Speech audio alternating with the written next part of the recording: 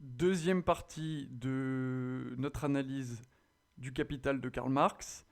Ce deuxième audio, ça va envoyer du lourd. J'aime autant vous prévenir de suite. Il vaut mieux ne pas écouter cet audio le soir lorsque vous êtes fatigué, mais plutôt la journée lorsque vous avez vraiment du temps à consacrer à ça. Il y aura des concepts lourds qui vont nous permettre de rentrer complètement dans l'univers de Karl Marx et de comprendre pourquoi il critique le capitalisme. On va par exemple parler de notions très importantes comme l'exploitation du prolétariat, voilà, et pourquoi du coup Karl Marx a dédié sa vie à écrire son ouvrage. Voilà, petite introduction où je vous préviens. Dans le premier audio, je vous parlais des concepts de Karl Marx et de leur intelligibilité aujourd'hui. Alors je voudrais en premier lieu revenir sur une notion fondamentale qui est le dumping social. Je vous parlais de l'estimation du coût du travailleur, de par le rythme de vie qu'il va adopter, les frais qui entrent en compte pour sa conservation, la conservation de sa famille et potentiellement la formation de ses enfants. C'est là où le capitalisme devient très important, c'est qu'il crée le phénomène de dumping social. Je vous parlais du fait qu'en Inde, des gens vivent avec 1 $ par jour. Ça veut tout simplement dire que dans une logique capitaliste d'exploitation des ressources, lorsqu'on a un pays où les gens peuvent vivre avec 1 $ par jour, fatalement, quand le français moyen vous réclame un SMIC de 1600 €, si vous êtes dans une logique purement humaine et complètement transnationale, internationaliste, eh bien forcément, ça vous amène à vous poser des questions sur votre production et où est-ce que vous allez faire votre production. C'est là qu'apparaît le phénomène de dumping social, où des Français travailleurs sont mis au chômage. On voit ça aujourd'hui particulièrement avec les délocalisations, puisque les détenteurs de capitaux vont préférer aller produire leurs marchandises en Chine et en Inde, où le travailleur coûte beaucoup moins cher, où le coût de revient de leurs produits coûte beaucoup moins cher, et où ils peuvent, en revanche, revendre leurs marchandises en France ou dans n'importe quel pays européen extrêmement cher, puisque les salaires sont indexés à la hausse dans ces pays-là. Le dumping social, fatalement, ça crée du chômage. Ça crée, en France, on est à 10% de chômage officiellement. Quand on sait bien analyser les chiffres du chômage, on sait qu'en réalité, on est plutôt à 15% de chômage. Le dumping social, c'est donc un gros problème actuel, un problème de gauche, puisque ça touche au travail, et que la gauche, finalement, ne soulève jamais. Voilà, c'était un premier retour que je voulais faire là-dessus. Le deuxième retour, c'est sur la monnaie. La monnaie dont je vous ai décrit le fonctionnement historique et le dévoiement, on va dire, usuraire dans l'audio numéro 1, pose un grave problème. C'est qu'en fait, on se dit pourquoi c'est un problème que la monnaie aujourd'hui soit principalement usuraire et que les capitaux soient utilisés pour des investissements. Mais en fait, la réponse est dans le fait qu'elle n'est plus utilisée pour faciliter les échanges. Et c'est là où est le problème, puisque déjà sa confiscation sur le marché des échanges pour être dans un marché purement financier. On pourra revenir sur ce que c'est que la finance aujourd'hui, c'est un très vaste sujet. En tout cas, ce qu'on voit, c'est que cette monnaie est confisquée, est utilisée pour des investissements qui sont très très rarement liés à la création d'entreprises. Ça, c'est ce que tous les gens qui font de la finance vous disent. Ils vous disent oui, mais on travaille quand même à la création d'entreprises de par la libération des capitaux. C'est un immense mensonge malheureusement, puisque les statistiques officielles, c'est que moins de 2% des capitaux présents dans la finance vont effectivement à des créateurs d'entreprises pour créer quelque chose qui a une valeur sur le marché. 98% des échanges, c'est du stock option, c'est des placements qui vous permettent ensuite de revendre à plus cher, le tout en n'ayant réalisé absolument aucun travail productif, simplement en ayant une monnaie qui fait des petits, comme disait Aristote. Alors, forcément, pour le rendre intelligible aujourd'hui, il faut qu'on parle du quantitative easing. Qu'est-ce qui s'est passé? On a eu des banques qui ont, de par toute la liquidité qu'elles ont dans leurs fonds, que ce soit des fonds propres ou des fonds non propres, c'est-à-dire des fonds déposés par vous-même ou des fonds qui sont liés justement à des placements dans des actions.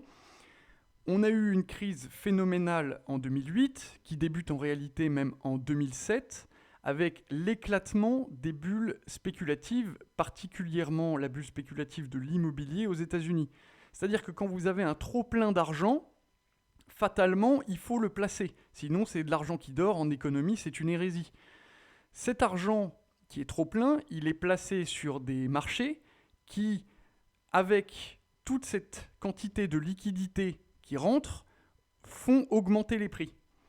Le problème, c'est que ces prix ne sont pas réellement indexés sur une économie réelle. Ils sont indexés sur une économie fictive qui, comme l'argent n'est plus basé sur l'or et sur l'argent, cette économie fictive est vouée un jour à éclater. C'est ce qu'on appelle les bulles spéculatives. Si vous voulez creuser le sujet, qui est un sujet passionnant, je pourrais faire un audio de 3 heures dessus, je pense.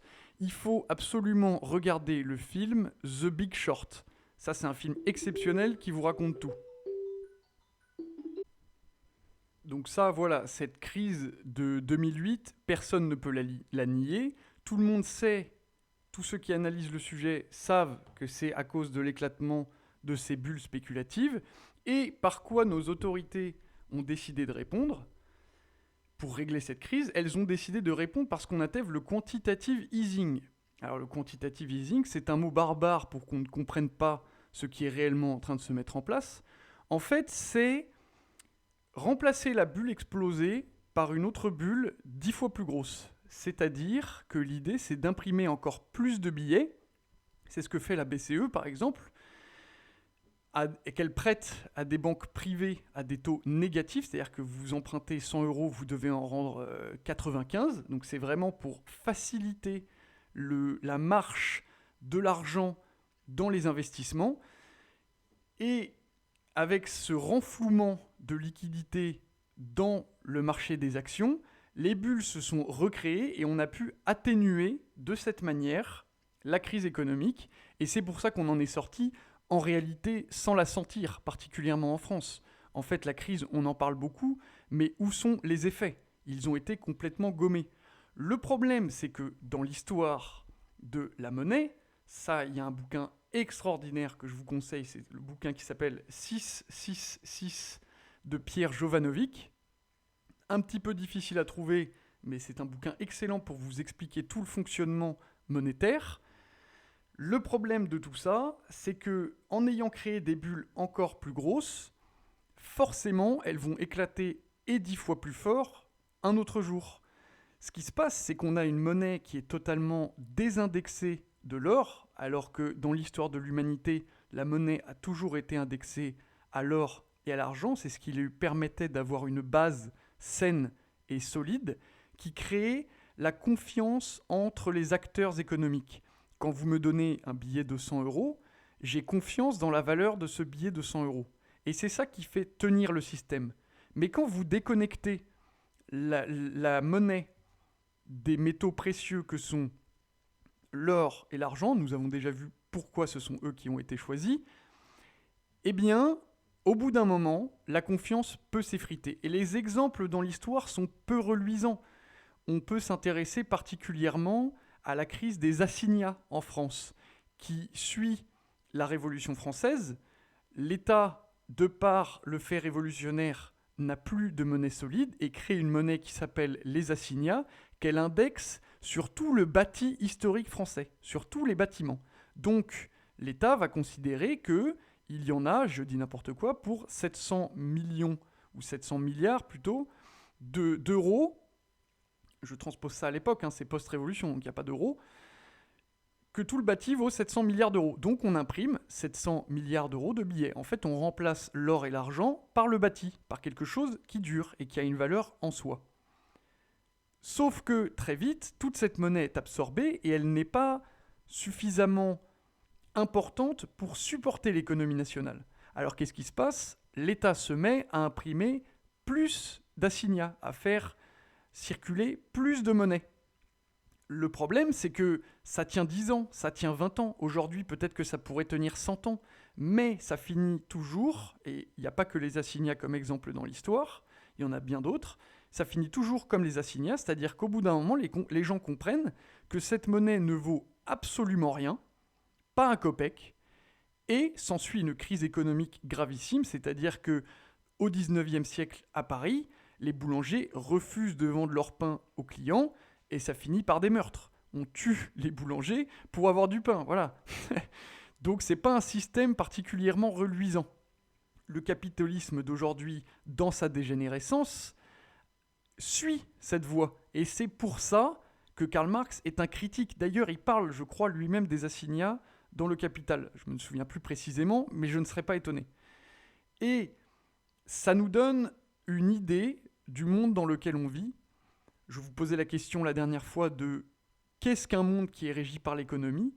Alors, qu'est-ce qu'un monde qui est régi par une économie complètement fictive ? C'est un monde économique, pas le monde en entier, hein, un monde économique qui est voué à l'échec d'une certaine manière. On peut dire que c'est pessimiste ce que je dis.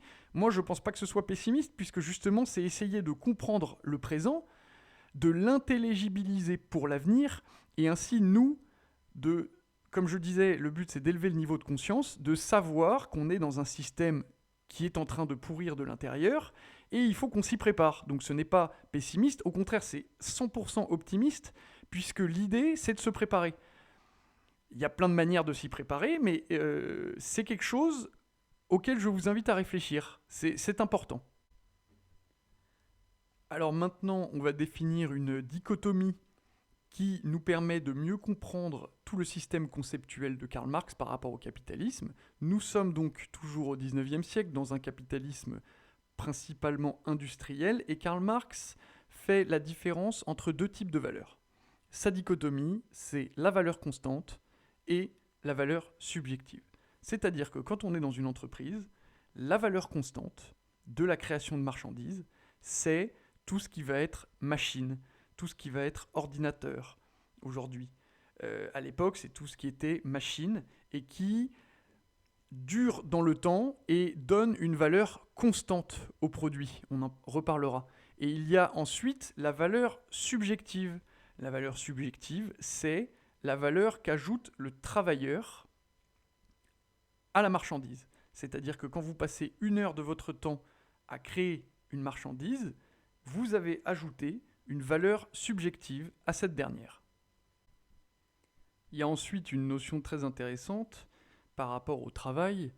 Je vous parlais de la dernière fois de valeur d'usage et valeur d'échange. Cette fois-ci, Karl Marx va encore un cran plus loin et il nous parle de la qualité du travail en opposition à la quantité du travail. C'est-à-dire que c'est l'historien Karl Marx qui nous parle ici. Dans l'histoire, le travail usuel, c'est-à-dire la valeur d'échange, était primordiale. Donc, lorsque l'on travaillait, on créait quelque chose qui ensuite servait à quelqu'un. On fabriquait un lit et ensuite la personne pouvait se reposer sur ce lit. Ce qui fait qu'il y avait une perception du travail qui était bien plus de l'ordre de la qualité. L'apparition de la machine va changer beaucoup de choses. D'ailleurs, l'apparition de la machine, c'est un fil rouge qui va nous suivre tout au long de l'œuvre de Karl Marx et donc de notre analyse, puisque c'est un sujet profondément intéressant et que Karl Marx aborde sans se douter qu'aujourd'hui, évidemment, on est dans une marche en avant de la machine qui est bien supérieure à tout ce que Karl Marx a pu voir, d'une certaine manière, puisque l'économie industrielle a été dépassée par le secteur tertiaire, qui est parfois encore plus machinisé, et l'économie industrielle le reste comme elle l'était à l'époque. Il y a donc la machine qui rentre en jeu, et ça fait que on a une perception du travail qui change, puisqu'on ne parle plus de valeur d'usage, mais de production de valeur. Donc on se place au point de vue de la quantité. Je vous cite Karl Marx, il ne s'agit plus ici que du temps dont le travail a besoin pour son opération, ou de la période pendant laquelle le travailleur dépense sa force vitale en effort utile. Les moyens de production fonctionnent maintenant comme simples moyens d'absorption du travail. Donc la machine travaille. Ce n'est pas l'homme qui travaille, ça c'est moi, hein. Ce n'est pas l'homme qui travaille et qui se sert d'outils comme un marteau pour améliorer son travail, c'est la machine qui travaille seule et l'homme qui est son pétrole, qui est sa matière première. Je vous parlais la dernière fois du fait que le capitalisme n'accomplissait pas les hommes. Là, on en a un exemple très très concret. Je reprends la lecture de Karl Marx, donc comme simple moyen d'absorption du travail, et ne représentent eux-mêmes que la quantité de travail réalisé en eux. Que le travail soit contenu dans les moyens de production ou qu'il soit ajouté par la force de travail, on ne le compte désormais que d'après sa durée. Il est de tant d'heures, de tant de jours, et ainsi de suite. Fin de citation. Ça, c'est quelque chose de très important, puisque ça nous amène à comprendre le monde d'aujourd'hui. Dans l'histoire, c'est un sujet qui m'intéresse, l'artisanat par exemple, c'était des hommes qui travaillaient très dur, mais qui ne travaillaient pas du tout autant qu'aujourd'hui. On peut dire, c'est ce qu'on estime aujourd'hui quand on a le retour historique, j'ai un peu croisé les sources, comme diraient les journalistes modernes. En gros, les artisans, les travailleurs travaillaient 4-5 heures par jour. Je ne parle pas des gens qui travaillaient en manufacture, hein. Les gens qui travaillaient 16-17 heures par jour, les enfants de 8 ans dont je vous parlais dans l'audio 1. Là, je parle de l'époque pré-capitaliste.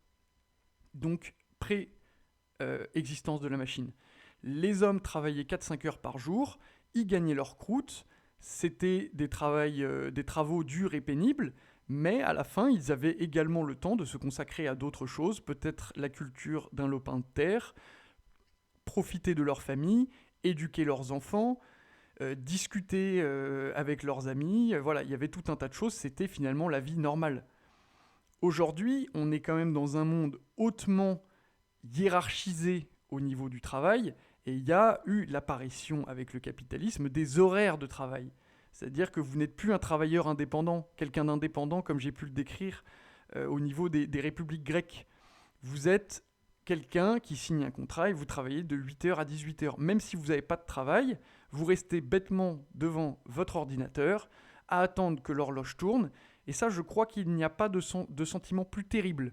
Moi, c'est quelque chose que j'ai vécu et que j'ai très mal vécu. Je trouve ça abominable. Voilà, pour ramener ça à ma petite personne. Voilà, donc ça, c'est quelque chose d'intéressant auquel on peut tous réfléchir dans notre coin. Ensuite, je change un petit peu de sujet. C'est quand même lié, il y a qu'est-ce que la valeur ? Comment se transmet-elle ? Aujourd'hui, on a une notion très floue de ce que c'est que la valeur. En fait, une paire de chaussures va nous coûter 100 euros et on ne sait pas vraiment ce qu'il y a derrière ces 100 euros. On sait en tout cas qu'il y a une énorme marge. On ne sait pas vraiment comment elle est calculée, tout ça est très flou. Karl Marx va avoir une approche très scientifique de la valeur. C'est pourquoi il y a eu d'ailleurs des marxistes qui se sont proclamés du marxisme scientifique. Hein. Bon, ils avaient un gros ego et ils se trompaient sur beaucoup de choses, mais cela dit, Karl Marx, qui tout au long de son œuvre agrémente ses arguments et ses concepts de mathématiques appliquées, nous permet d'y voir quand même beaucoup plus clair sur ce que c'est encore une fois que le capitalisme, puisqu'il faut bien comprendre que le capitalisme est un système qui n'a pas toujours existé. C'est un mode de fonctionnement, un mode de gestion des hommes. Donc c'est intelligible et on n'est pas obligé de naître, de vivre et de mourir dans un monde capitaliste. Les systèmes peuvent changer, c'est un système en tant que tel, ça ne veut pas dire que c'est le meilleur. Et par rapport à la création de valeur, Karl Marx nous dit quelque chose de très intéressant, c'est qu'il nous décrit la notion de transmission de la valeur. C'est-à-dire qu'une machine qui vaut 150 euros, par exemple, lorsque elle est utilisée pour créer une marchandise, elle donne un tout petit peu de sa valeur à la marchandise. Si la matière première de la marchandise vaut 30 euros, que l'homme qui a travaillé à assembler cette matière première a été payé 20 euros. La marchandise en vaut maintenant 50. Et s'il y a une finition à faire avec une machine qui vaut 150 euros, eh bien, cette petite finition coûtera 150 euros divisé, alors désolé c'est un peu technique, 150 euros, divisé par la durée de vie de la machine. Donc par exemple une machine qui va durer 20 ans, je dis n'importe quoi, à chaque paire de chaussures qu'elle va fignoler, elle donnera 1 centime de valeur en plus. Il n'y a pas de création de valeur, ça n'existe pas pour Marx. Il n'y a que le travail qui crée. La nature ne crée pas une courgette à partir de rien. Il y a un plan, il y a du travail, il y a de l'arrosage, et c'est ça qui fait que la courgette vaut 2 euros. C'est parce qu'il y a du travail derrière. Et ça, c'est une notion fondamentale avec laquelle il faut absolument qu'on se remette. Bon, je pense que j'ai pas trop mal illustré. Je vais quand même vous lire la partie où Karl Marx parle de ça parce que je trouve ça très intéressant. Et j'aime bien agrémenter les audios de quelques citations. Ça vous permet de mieux assimiler l'auteur. Je cite, « Les moyens de production transmettent de valeur aux nouveaux produits qu'autant qu'ils en perdent sous leur ancienne forme d'utilité. Le maximum de valeur qu'ils peuvent perdre dans le cours du travail a pour limite la grandeur de valeur originaire qu'ils possédaient en entrant dans l'opération, ou le temps de travail que leur production a exigé. Les moyens de production ne peuvent donc jamais ajouter au produit plus de valeur qu'ils n'en possèdent eux-mêmes. Quelle que soit l'utilité d'une matière première, d'une machine, d'un moyen de production, s'il coûte 150 pounds, soit 500 journées de travail, il n'ajoute au produit total qu'il contribue à former jamais plus de 150 pounds. Sa valeur est déterminée non par le travail où il entre comme moyen de production, mais par celui d'où il sort comme produit. C'est-à-dire que la petite finition, ça c'est moi qui parle, la petite finition que la machine va créer, c'est un produit. Et c'est ça qui est estimable, de par le coût de production de la machine à origine, ou le coût d'achat. Il ne sert, je reprends la citation, il ne sert dans l'opération à laquelle on l'emploie que comme valeur d'usage, comme chose qui possède des propriétés utiles. Si avant d'entrer dans cette opération, il n'avait possédé aucune valeur, il n'en donnerait aucune au produit. Voilà, alors c'est un peu barbare de lire du Karl Marx comme ça. Là, vous comprenez un peu mieux les 800 pages que j'ai eu à lire. C'est technique, faut s'accrocher. Mais je pense aussi, d'ailleurs c'est quelque chose que je voulais préciser, je vais parfois utiliser des termes un petit peu techniques, un petit peu philosophiques.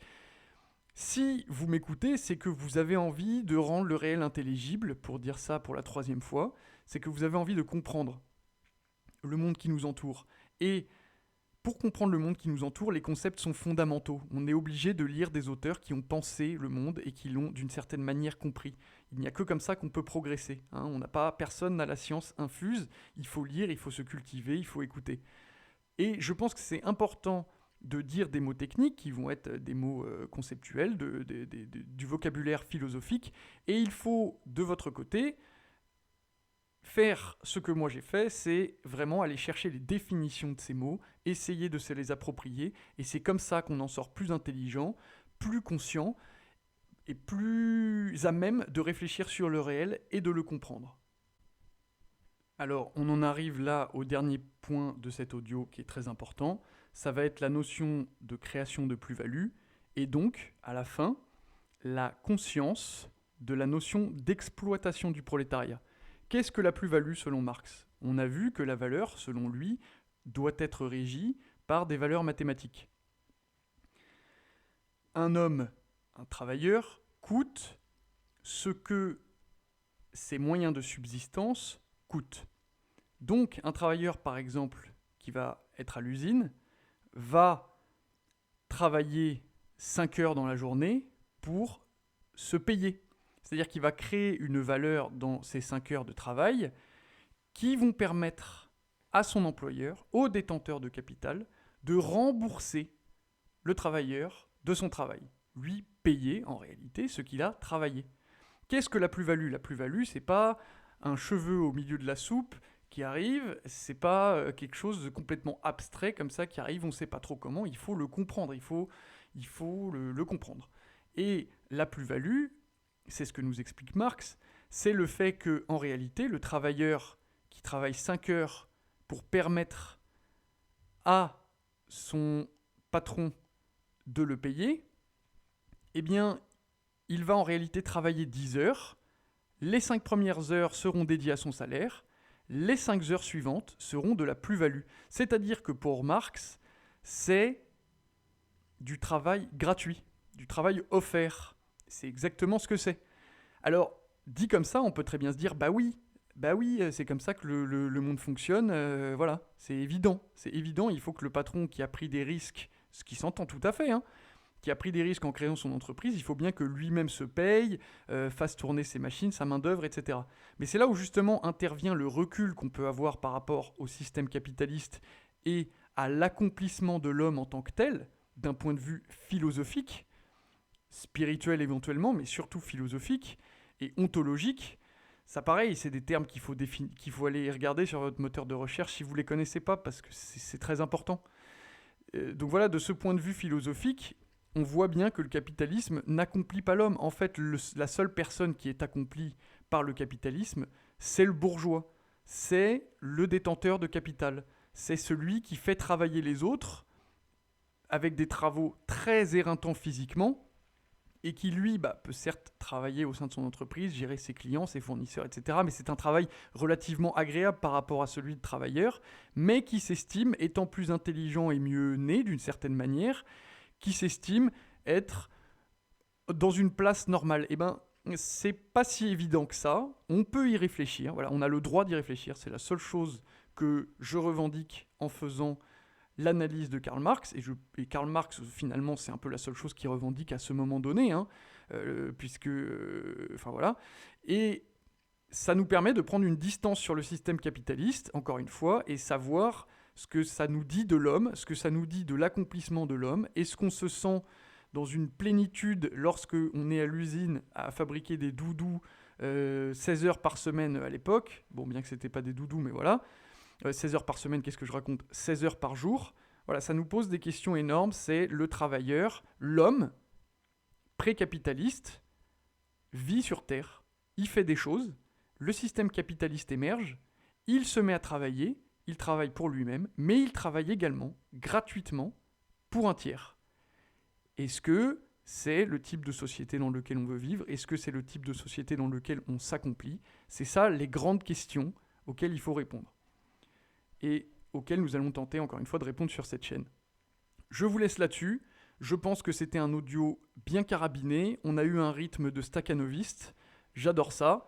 Si vous ne savez pas qui est Stakhanov, je vous invite à regarder sur votre moteur de recherche préféré, puisque c'est une notion qui va nous servir. C'était un travailleur de l'URSS. Voilà, vous pouvez regarder pourquoi il a été connu et qu'est-ce qu'on a fait de lui comme symbole. Et c'est une notion importante pour les prochains audios, puisqu'on traitera de Karl Marx, on traitera de l'URSS forcément un peu à la fin, on en parlera, hein, puisque c'est l'application dévoyée des principes de Karl Marx. Voilà. Eh bien écoutez, j'espère que ça vous a plu, et à plus.